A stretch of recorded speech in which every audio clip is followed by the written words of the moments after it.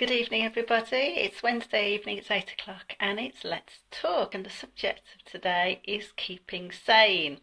Now, over the last couple of months of me doing these Let's Talks, I've introduced a lot of topics, a lot of tools, a lot of techniques about what you can do to help yourself. But I thought it would be useful to you to sort of get a better understanding of um, why I do what I do, how I got to being where I am today, and to share with you some of the things that I do and how I introduce them. I mean, I've already shared some of those things because I believe that they truly work, and so that's why I wanted to share them with you. But I want to just start off by talking about why we change or why we don't change. And unless we've got a burning desire to have some change, um, we sort of stay in a limbo of indecision, of perhaps overwhelm, of resistance, of fear, of procrastination about the change. Because hi Millie, lovely to see you here. Oh, okay, I'll just invite you. Invite. Okay, that's the first time something like that has come up. So I hope you're here now. Um, Sorry, that's the first time something like that has come up for me. So I hope you can hear me, Millie. If you can just say yes if you can hear me, that would be great to know. Okay, so just getting back to what I was saying, because unless we truly desire something about what we are aiming for, a lot of the time we don't change because we haven't quite got to the stage where the balance of the pain and the benefits outweighs one another.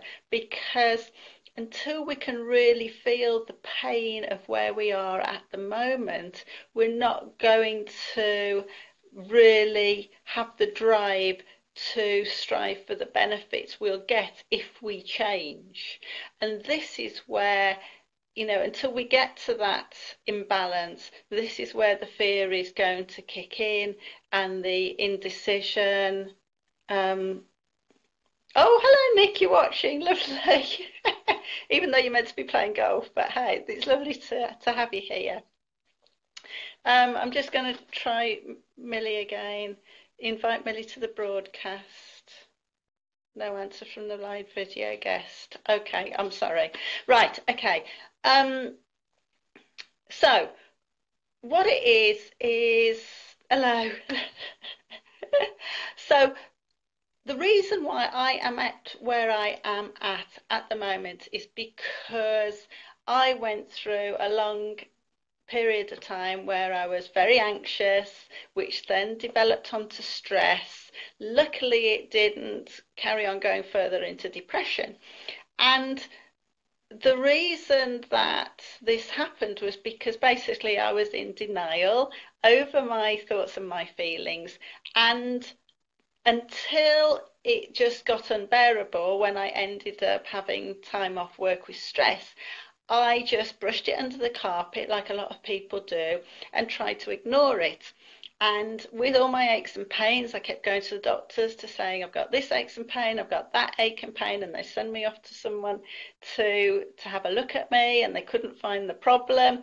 And so I had to make an awful lot of different little changes when I decided to um, make the changes. And then once I got over that procrastination, over that indecision to do it, then I was able to really get to grips with making the change and becoming the person, or starting to become the person that I am now.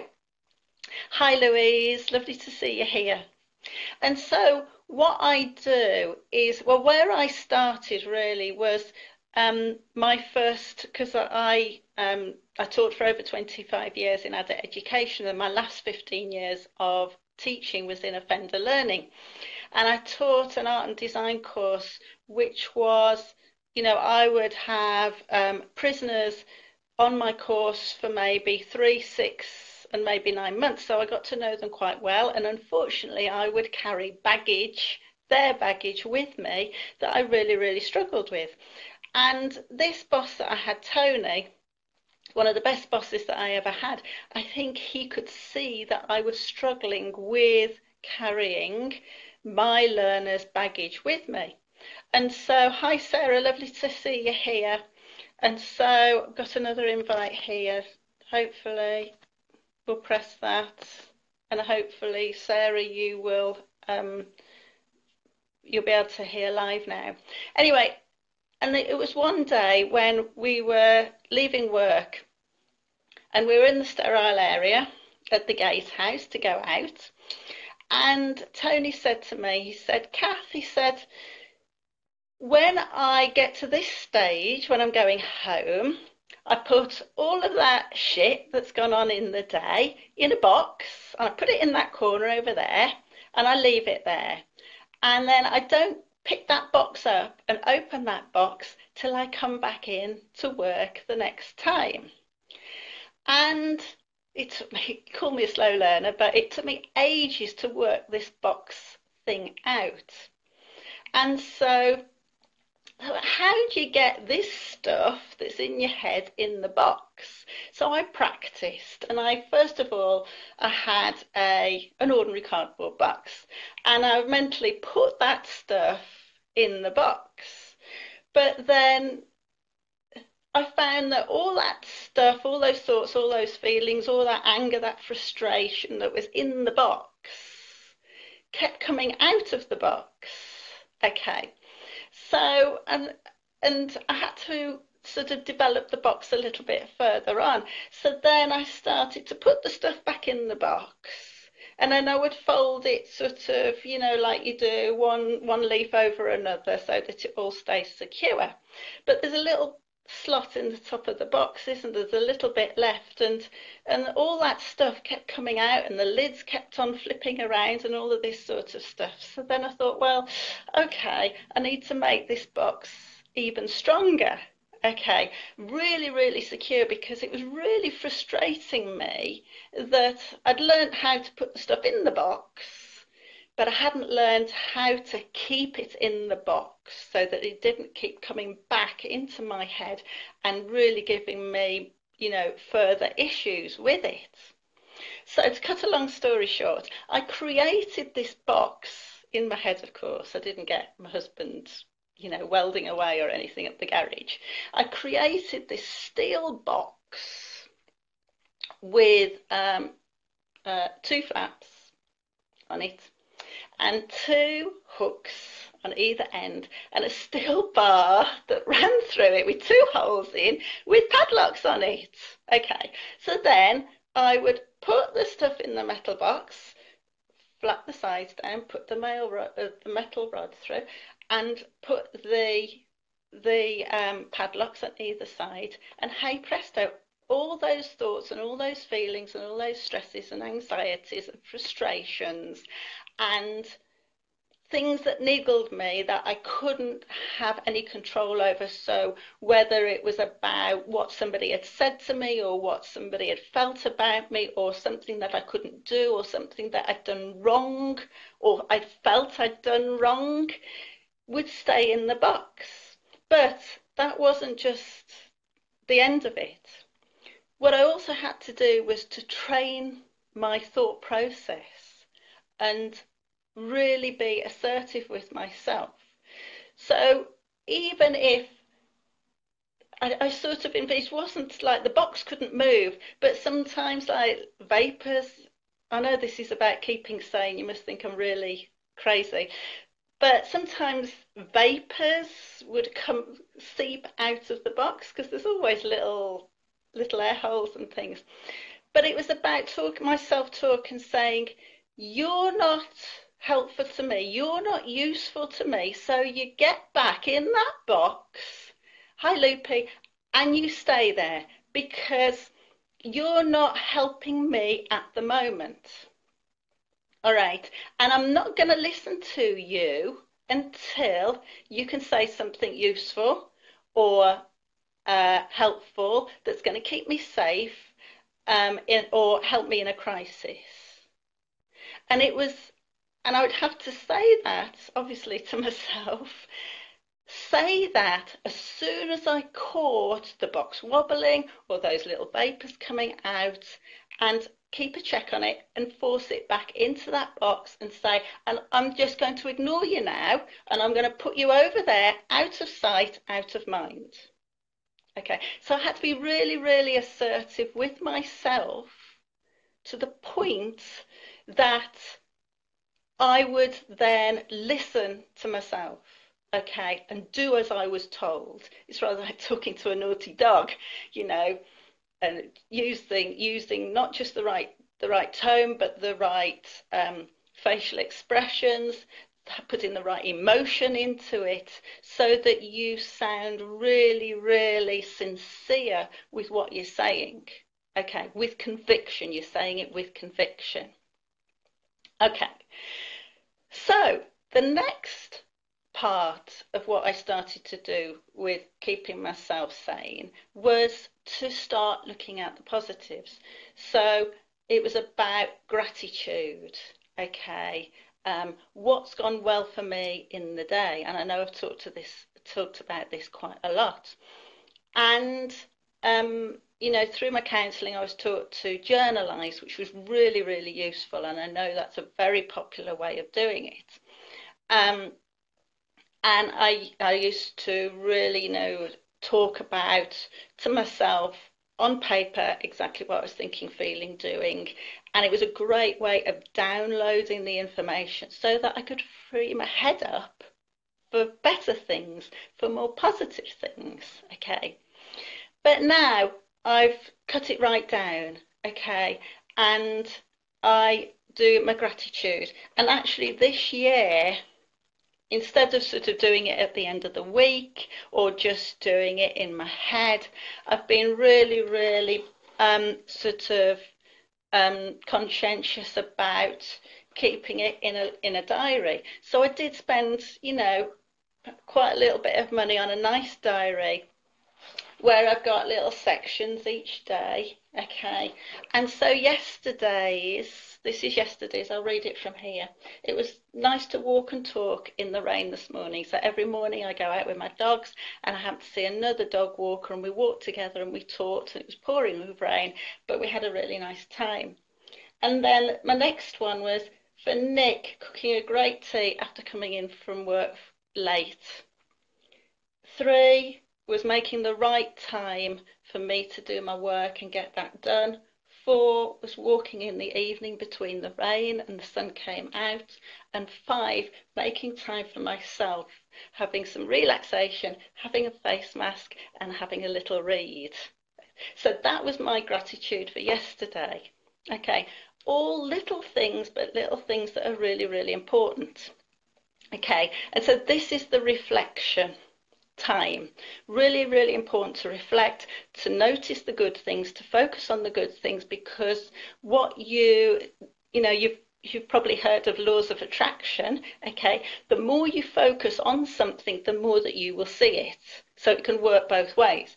The more you focus on the good, the happy, the healthy, the fun, the enjoyable, the more you're going to see it. On the negative side, which is where I was coming from, the more you notice the anxieties, the stresses, the angry words, the uncomfortable silences, the niggling anger and frustrations, the more you're going to see it. So it's about moving from the negative to the positive so that you can see more of the positive the more you practice it and the more you go on. It doesn't mean to say that you're never going to have any negatives or angers or frustrations, okay, but it's about how you manage it. All right, and this is part of the process. And so this is where I'm showing you sort of my 4 steps now. It's if there's a negative, if there's a frustration, if there's an anger or a disappointment, okay? Because disappointments can be huge and can weigh really heavily on you. What's the long-term impact on you? So I think about, what is the long-term impact of this on me? Okay, and try and work it out. Okay, because the more you, again, go back to the negative, the more you allow that frustration, that burden to weigh on your shoulders, it's going to drag you down, it's going to make you feel tired, it's going to make you feel demotivated. It can, and if you let it carry on, it's going to affect your health, perhaps get backache, you know, and gradually it'll really get into your immune system, and you're going to get colds and headaches and just start feeling really, really unhappy about how you're feeling and how you're thinking. Okay, so that's the first one. What's the long-term impact of continuing in this way? So then this moves on to point 2. How do I become more motivated? So this is about, how do I become more motivated about moving away from the negative, the anxious, the frustration, the burden, the disappointment, and move towards the happier, the healthier, the more focused, the more motivated, reaching for what I really want to do and feeling how I really want to feel. So 3, it's about taking time to reflect, to listen to what's going on inside of myself. What do I really want? Do I really want to be feeling like that? Do I really want to be carrying that burden with me? Do I really, what's the benefit of it? And how do I want to be feeling instead? And then this is the really important point, is about taking action. How are you going to take action to be motivated, to really start that cycle of motivation off? So this is perhaps going back to putting the stuff in the box. Okay, now some people will, you know, when I've talked about boxes before, we'll have a nice pretty little box like this. This is a lovely little box that Loopy, who's on the call hopefully still, gave me. Okay, and some people will have a little box like that, and that is great if they can manage that. Yes, you're still here, Lucy. All right, with a nice little ribbon on the top. Okay, or you might need a great big metal one with padlocks on it. But it's just about your personality. All right, you know, just because, you know, somebody has a little pretty little box like this, perhaps they are better at managing it, you know, and I struggle to manage it, so I had to have a really sturdy box. Okay, but once you've got your box and you've sorted out how to use it, someone's put up a big metal one. I don't know who that is, where that's come from, sorry. That's all right. Okay, mine's a big metal one, but in the last, you know, I was thinking about this the other day when I was starting to think about what I was going to talk about tonight, was I haven't had to use that metal box for a long time. And it's probably actually since I finished working in offender learning that I haven't had to use that box so much. So that just goes to prove that the environment that I was working in wasn't healthy for me. Okay, and so that is one of the changes that I made. I had to make a big change, a big decision, to take the plunge and hand my notice in at work. And I know that, you know, Nick won't mind me talking about this, but he didn't really want me to do that, you know, because there was no clear way forwards for me at that time for making money, you know, but I had to do it because it was just getting worse and worse at work. And it hasn't worked out how I wanted, but it's worked out for the best. And everything, as far as I am concerned, and I think Nick will see that, is a lot better. And that's just not me, it's about the whole family. It's a lot better. So taking action. So what else do I do? Well, if some of you will keep tracks of what's going on in my life from day to day, and as some of you will know, I've got two dogs that need lots of exercise. So I am out there exercising my dogs every morning for an hour, getting out in the fresh air, whether it's raining, whether it's snowing, getting outside in the fresh air, getting the exercise, looking at what's around me and noticing all the beautiful things that are happening around me. And that fresh air and that exercise means that, I'm breathing properly, my blood supply is moving around, my metabolism level is healthy, and on good days I'm meeting some great other walkers, and the dogs are having a great time. And even though we come back wet and muddy, we've all been out for an hour and had a great time. And then we do it again in the evening. Okay, so that is my 2 lots of exercise a day, getting out there, getting into nature, noticing what's going on, enjoying the sunshine, enjoying listening to the birds, listening to the wind in the trees, or like this morning, it was the rain dripping onto the path, and it's about taking it in, the smells. Okay, so if you can get out into the fresh air, get out into the nature, that's really, really, really, really going to help your mood and your focus as well. And then it's breathing, taking a good deep breath in. If you're going into a situation where you're stressed, you're anxious, you're worried, taking a nice deep breath in will really, really help you.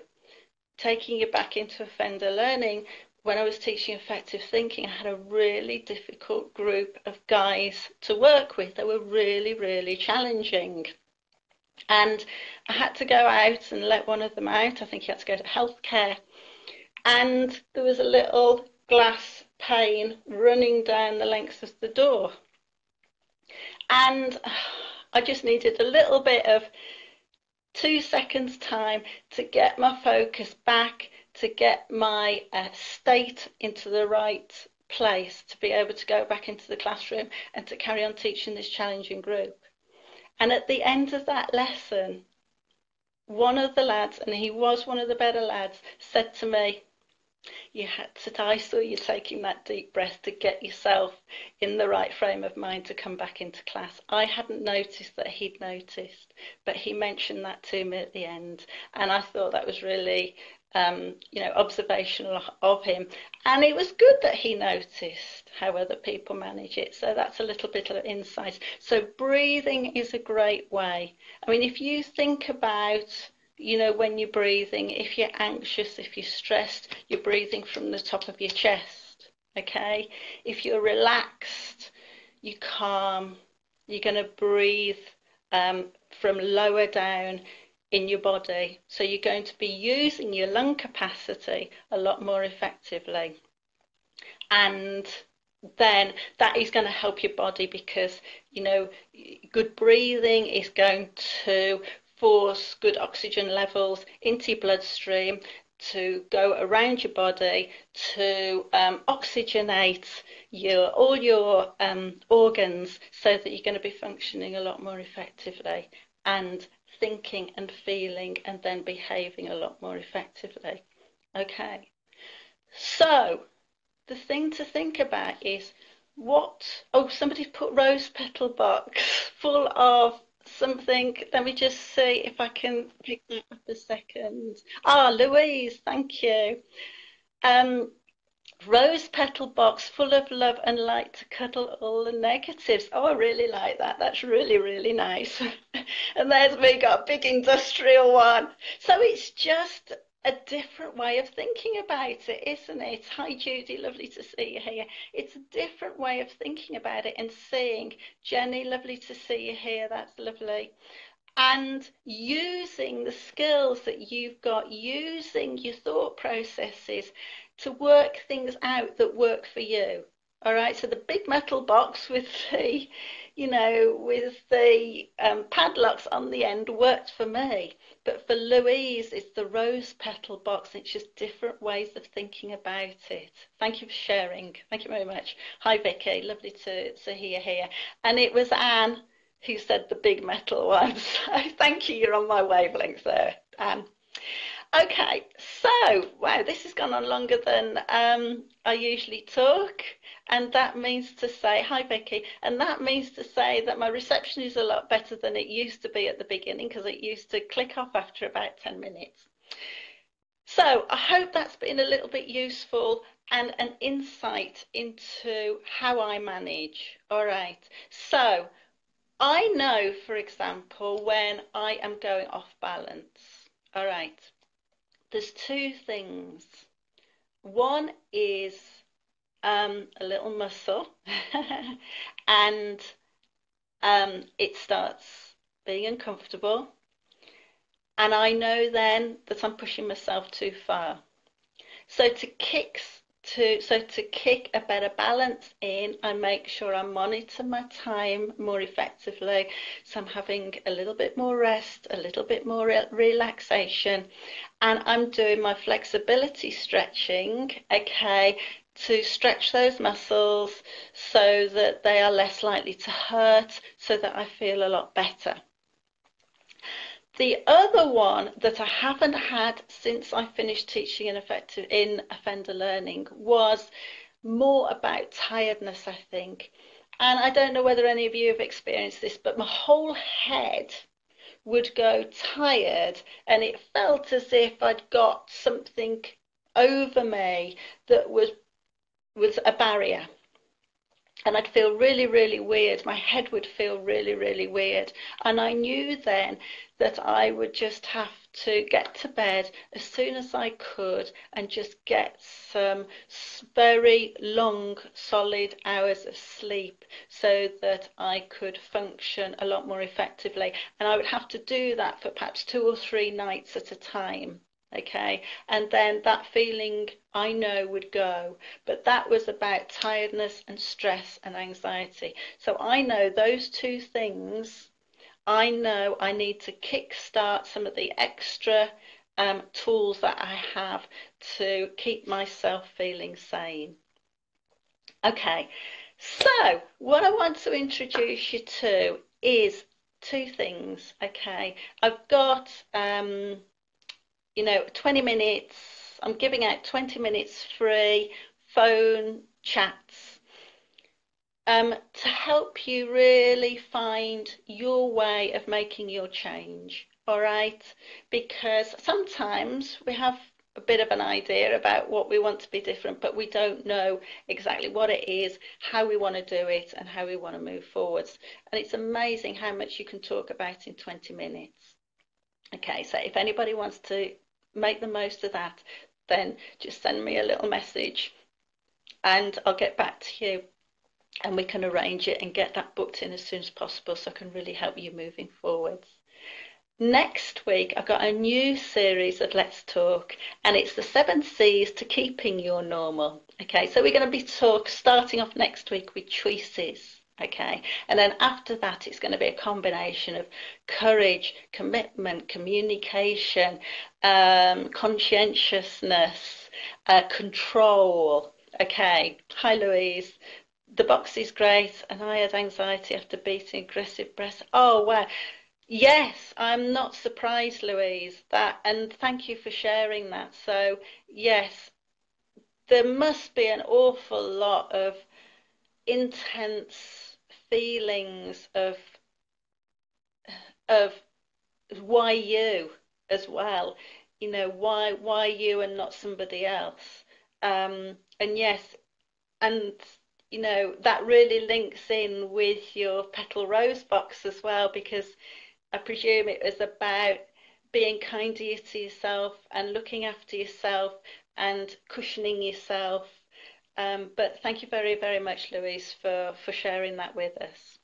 So it would be great for you to join me next week on the 7 C's for keeping your normal, because there is a process that, we need to go through to keep ourselves on that balance. And I want to share that with you starting next week. So that's 7 weeks of 7 C's. And I'm going to now finish here.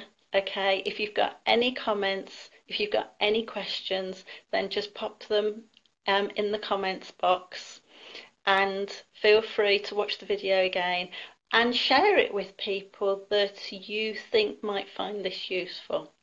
So I'm going to love you and leave you. I look forward to you joining me next week with the first C, which is choices, and have a great evening. Thank you very much, everyone. Bye bye.